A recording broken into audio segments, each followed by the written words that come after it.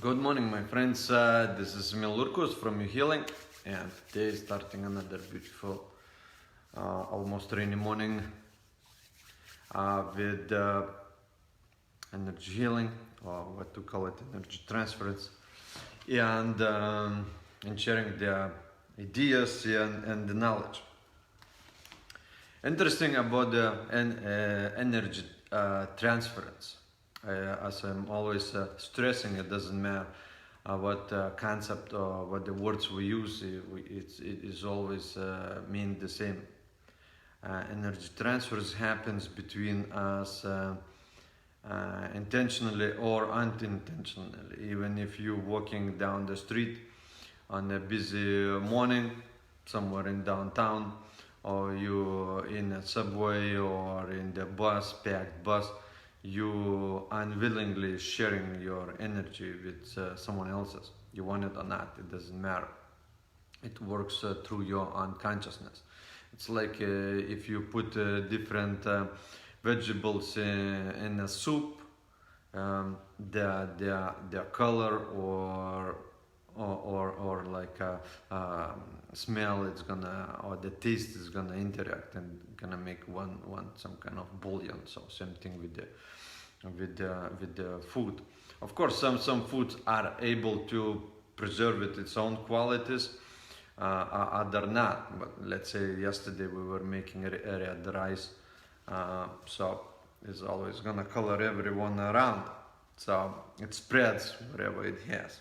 So today we're talking about aura, energy anatomy, and we continue to talk about it and shed the light explanation. And I know that there is a ton of information, ton of book seminars about it, but sometimes while reading or listening, they say different things, sometimes opposite things about it themselves. I gonna shed the light on the way I see it, on the way I've learned it through my own education and practice. Okay, and it's purely my experience. Okay, first of all, if someone doesn't believe it exists, there's a guy, Samuel Carillion, in 1939 accidentally made a picture of the energy field. It been named different names, but truth is that they would put anything, it's either finger or the vegetable against some kind of plate, would make a picture it, and the energy field would come out of it. That's what it's called, Carillion photography, since 1939. So it's already in a science, and doubting that or arguing that it doesn't exist, it just doesn't hold any water. Matter of fact, I wanted to tell you that in our tribe, in our group, among our colleagues and friends, hi Lore, everyone does that. Everyone feels that in some way, everyone works in some way, and it's a norm for us in our tribe, not just family, but tribe among friends and colleagues. So it's like a little different island with a different understanding and different perspective towards the life. So yeah, but I still meeting some people that they don't know about it. They believe it doesn't exist, and I'm saying, just switch the tribe. If your tribe doesn't believe it exists, it's happening, it's there, just switch the tribe, go where it believes. Just like there is a story when the guy was by a Red Cross worker was taken for New Guinea Island to Australia, and when he saw the capital with all those big buildings and streets, he was in shock. He thought the world is a jungle or forest, something, the primitive life. So, and that was a real story. So, like my goddaughter, niece, she took energy healing courses when she was a teenager. I met Maya. When she was teenager, she was reading about it. She was start practicing when she was teenager. Right now, she goes to work. She does the energy work on the staff. Yeah, and everyone is happy. And when we were asking why you doing on the staff, on your coworkers, why not on yourself? She says, well, then everyone is calm. Everyone is at ease, and nobody getting into the face, and all day goes smooth. And it says, when I'm doing only on myself, then someone else is gonna be edgy at work and still gonna be coming into her space. So looking at this example, it's like, wow, it's a way new approach towards the life, and the tools that we have. And speaking or hearing that someone doesn't believe that, it's like to someone else, it's a daily routine. Okay, about the aura or energy field or protoplasmic field, it doesn't matter how we gonna call it. It's our consciousness. It's nothing more, nothing else. It's consciousness. Consciousness doesn't sit in our mind, in the brain, in our skull. It just like this is more like processor that translates the vibration into the images, or decodes vibration to images, whatever we absorb through the aura. Okay, and when I'm doing chakra and aura reading, I'm always stressing that this is not who we are. If it's like our hand, it's our hand. We don't say I'm the hand. No, it's my hand. So same thing, energy field, aura. We can't say, oh, aura is something who we are. No, we can change it if we want it. And the way it changes when we change it. It's just like a mirror. Okay? If you don't like what's on the mirror, just change on yourself, and the mirror is gonna reflect. So aura always reflecting of who we are on the daily life. Who we think you are. Yeah, it's not our essence. This is another thing. Now, some people feel that this is who they are at their core. No, it's still changing. Let's say if I change my predominant feelings or approach towards something, the aura will change. It means it is not who we are.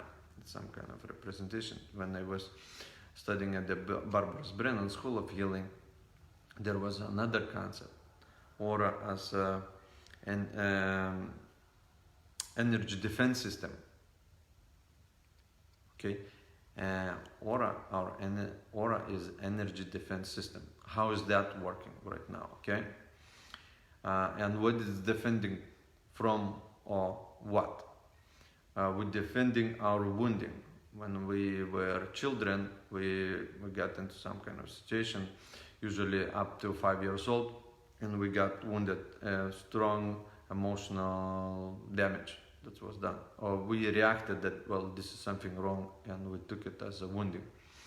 And then eventually, when something happens in the life, we react in a way to protect our wounding, psychological wounding. Okay, and therefore there is a different displacements or distortions in energy field. Let's say if the person is attacking mentally, he's gonna raise his energy field up and is gonna direct forward. If the person is going passive, is gonna shift towards left. If he feels he has to attack it, be aggressive, his energy field gonna shift to the right. It's gonna be overcharged on his right side and undercharged on his left side. So he's losing his balance. So it's a consciousness. The way our consciousness moves, the way our energy field moves. if you saw the movie Matrix, there was a story about the boy and the Neo, and the boy was sitting at the Oracle's house, and he would bend the spoon by bending his head, and the Neo was looking at it strangely. I asked it, and the boy explained him, you have to realize the truth that there is no spoon, it's only you. So same thing with the energy field. When you changing, or as much you changing, that much is your energy field or aura will change. And if someone believes that I can go to someone and have a fix for my aura, I'm gonna be happy ever after, is setting up for disappointment later, because if it's gonna happen just like wet sand on your feet, okay, soon it's gonna dry up and it's gonna fall off. Same thing with everything, with any energy work. Depending how well we are stubborn to our habits, thinking, emotional, or whatever, so that fast we're gonna come back to the regular state of aura, regular state of aura or energy field. Okay, if therefore I always, when I work with the person, I prefer counsel them, explaining how he created what he has and what is the way to uncreate it. It means when I'm doing the change, clearing, charging, balancing energy field, I'm coaching the person how to sustain that change. If the person leaves, and some do that still, leaves and still digs the same hole and falls in, then how much you can help him? Maybe every time do the same thing and keep hoping that one day he's gonna understand it. In previous class, I spoke about the four paths. Eventually we take away different paths, so not to fall in that hole. So aura is a tool, like anything else, like our body, like our mind, like ego, like higher self, lower self. Okay, like shadow, it's a tool. It's definitely not who we are. Even so, the four chakras and four upper levels of the auric field survives the death, but it's definitely not who we are. So how does it look like? In ideal case, aura looks with it could have 7 colors of the rainbow in ideal case. In rare case, it can have a silver color, it can have a gold color, it can have that crystal color. Okay, sometimes it has some kind of symbology, some kind of symbols in it, but it's in very rare cases. In non-ideal cases, the chakra can be dark, gloomy, can be dirty in a way, and could be weak, displaced, left or right. Okay, could be torn, could be what we called it astral objects or astral beings, entities, what we call entities in them. And by the way, there is another very disputed subject about entities. Yeah, they can be removed, but their personal energy work or personal personal growth, spiritual growth has to go along, has to be done in order to change our energy field as an environment for something else or someone else to live in. Okay, what does it mean? It means just like we're looking for the housing to live. Someone likes a small apartment in the city, someone likes to live on the big ranch and somewhere in the middle of nowhere. So same thing with the other entities. They don't have a physical manifestations, physical body, but they're looking for the house, looking for the energy. And if someone has inner environment, energy environment suitable for something to come in, they will come in and they live. They're gonna stay in there. And that entity is always gonna reflect on our mind, on our being. It is never unrecognizable. We're always gonna feel like it's something wrong, a little bit or more, depending how big it is. But we always gonna feel that something is off, something is not at ease.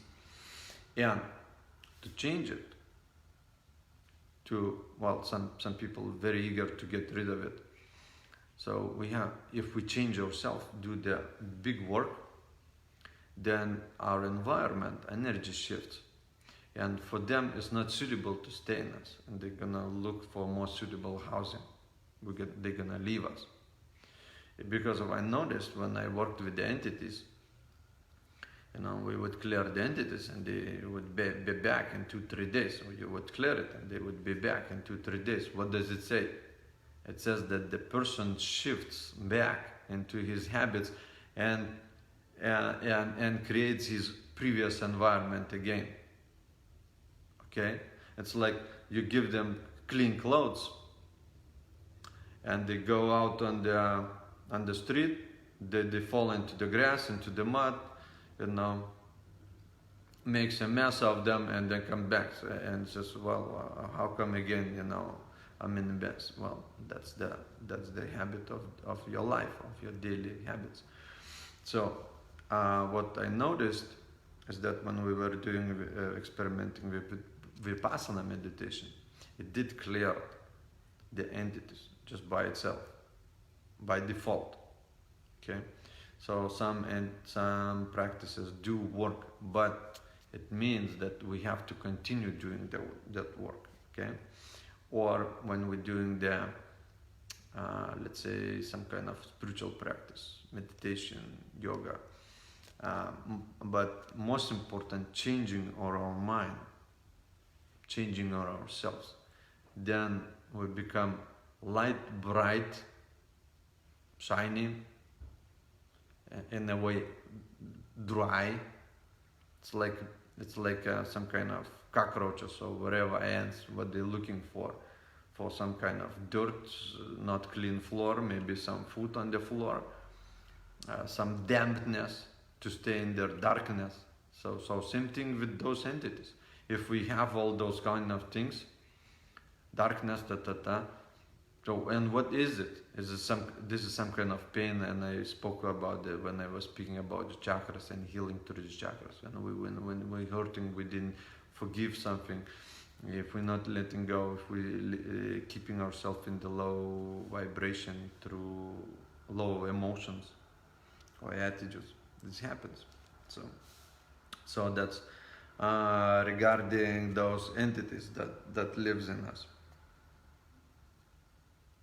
Okay, there are aura dimensions. They can be big or small, and medium, average. Average is average. Small for some people who live in fear, in doubt. Again, why is it? Everyone wants probably big, shiny, beautiful, but you have to own it. And again, it's reflecting of who we are, or what we think we are. Let's say, what we think we are. Because of who we are, we're gonna speak later about core essence. That's another subject. But who we think we are, it reflects what we're doing daily, what we think of ourselves daily. how we're reacting to what others saying about ourselves. Okay, and if we kind, loving, forgiving, then we're gonna expand it.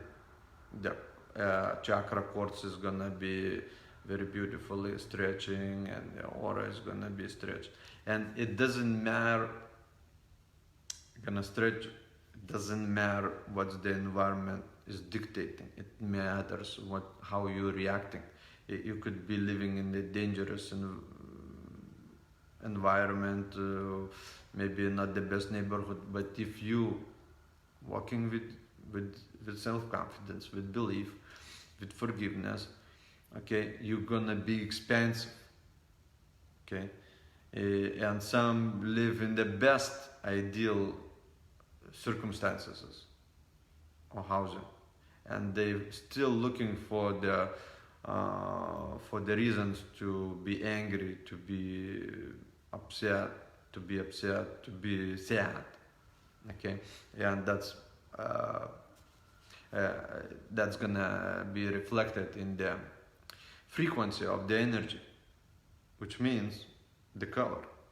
The color is gonna be dark, gloomy, contracted, energy contracted. So stretch the dimensions, by the way, doing breath work, the yoga, doing the other things like Tai Chi, Qigong, stretches the energy field. Of course, the color, wearing white color extends the color. Wearing the bright colors also brings color to you. By the way, every person has to be fine with any color you wear, because if it's irritating, it means you live off the balance in that frequency.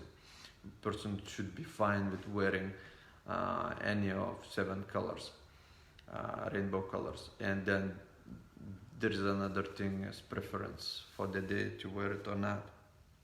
So again, dark or light, it's up to our emotions, that how we organizing our emotions and emotional preferences. Where these emotions coming from?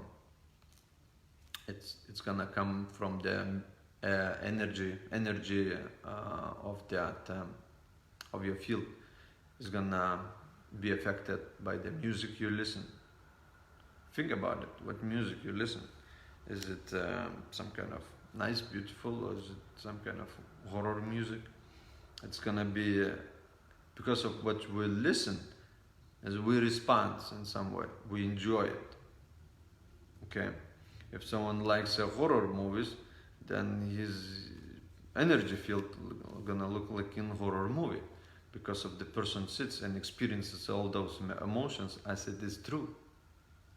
Okay, and how you doing, Patricia? So movies that you watch, because we're reacting to it like anything in the world. Are you looking something that someone is getting killed or hanged, or looking love stories or inspirational stories, someone overcomes the hardship? Like a year ago we were watching the movie Eagle Flying, right? About the regular boy with some kind of disability or something. He decided to be an Olympian, and everyone laughing of it. And he lived in Great Britain, and he still found a way to get into the Olympics. Very inspiring. We have to watch those movies. Okay. Food you eat. Food definitely affects your energy field. Is it your food dead, processed, or is it alive? Best food to eat is just from your own garden. I always stretch that. If you grow something, that food gonna react to you, to your needs, and gonna pull from your soul, from the soul it grows what you need for your own healing. And when you're gonna eat that fruit, you're gonna get your medicine. It's always like that. at our previous generations, older generations where people lived with the nature, they all knew that you have to grow at least part of your food, because of the food you grow, it becomes your medicine. Okay, and of course, if you come to the place where you don't know where the food came from, who grew them, with what kind of emotions, you don't know the person who made that food with what kind of emotions and intentions, and you take this food in it, you're gonna have your own effect. Okay, and so food we eat, definitely, if you're alive, vegetarian, organic, definitely it's gonna be expensive. It's gonna be positive effect. If negative, like caffeine, like alcohol, cigarettes, it's always gonna be killing you. Okay, physical activity or non-activity. It's very important. Physical activity always gonna stretch. Anything we do to increase our breathing, it's either running or doing breath work, like pranayama or breath of fire. It's gonna increase our energy field. Okay, activity too or non-activity, definitely it's gonna shrink. Okay, I mentioned about the yoga already, expanding the auric field and clearing. When we doing the posture, and we getting weak and getting hard, and we still looking for that soft spot to fall in and breathe in and out and somehow relaxed in that tension, and that's how we processing those stones in us. That's how we release them, and that's how we become lighter. Okay, it's like when I'm saying the pain and suffering in yoga is that hardship and that pain that you become conscious of, that is leaving you. Okay, and after yoga you feel lighter, you in your weight and in other ways. Okay, so the energy work I always advise to do along with counseling or the personal growth. Tons of the books, people asking where should they start. Shadow self, start working with the shadow. You know, we so stuck on the third chakra, and to pretty much all of us, if you don't know what is a shadow, then it means you have to work on it to find out what it is and work on it. If someone done work on the shadow, then yeah, definitely they can work on the other higher reasons or the targets. But if you didn't, it's a huge healing to find out about your own shadow and have a work done on it, and then you're gonna be able to contain more light and lightness, more clear colors. It means everything is consciousness, clearer consciousness, clearer everything. So I remember, we're about to finish up. I touched everything I wanted really fast. So real work, that's what is count. Real work, and not willingness to be good or happy, but real work. What I'm saying is what you do in a life daily about yourself. How you can do shadow work. Get the book, get the tape, look up on YouTube.